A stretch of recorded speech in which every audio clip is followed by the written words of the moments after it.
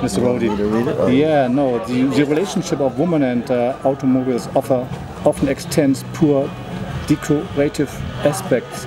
How is your relationship to cars, and can a man have a relationship with a car at all?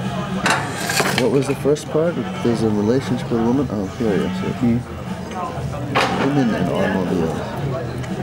I think that's a generalization about women, but because some women are very interested in the mechanical workings of a vehicle, and the definition of a relationship could have many definitions. Obviously, but there is a connection, surely, and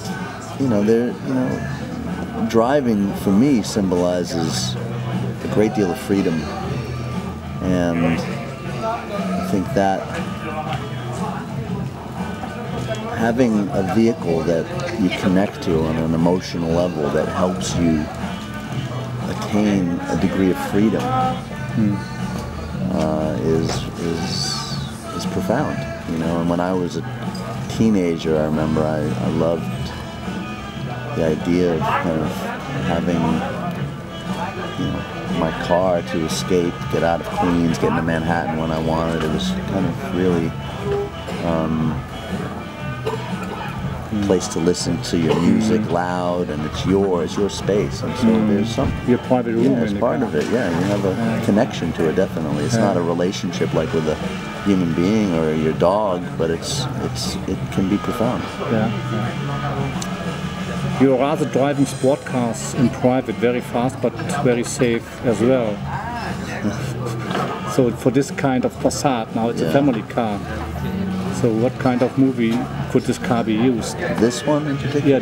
Yeah, I think the new design is pretty impressive, actually. The lowering and widening of the front fascia and the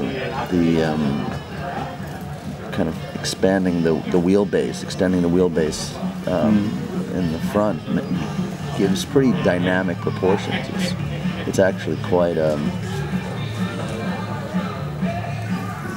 aggressive stance, especially for a wagon, a variant. But it doesn't have the drivetrain of a race car, but it's actually quite an elegant car and nice to drive. I don't know. Yes. Last question now. Yeah. Yes. That's the last question. Okay. Yeah. Okay. Because we have. Are they here? Yeah, the other journalists. Okay. Perfect. Yeah. So at the age of 13, you were on the camera for the first time, but by the age of 30, you won the Oscar, and almost every year you played with roles in Hollywood movies. So have you ever thought to doing something else? Yeah, there were. Not necessarily. I've done this for as long as I know. It's really been something. It's been it's a big part of my life, and as a result of that, a lot of my kind of creative aspirations have stemmed from my understanding of acting. So my aspirations now are to direct something when I find the material or cultivate the material the story that I really want to tell. And when I was younger, I make music. I really had aspirations to do that professionally, and there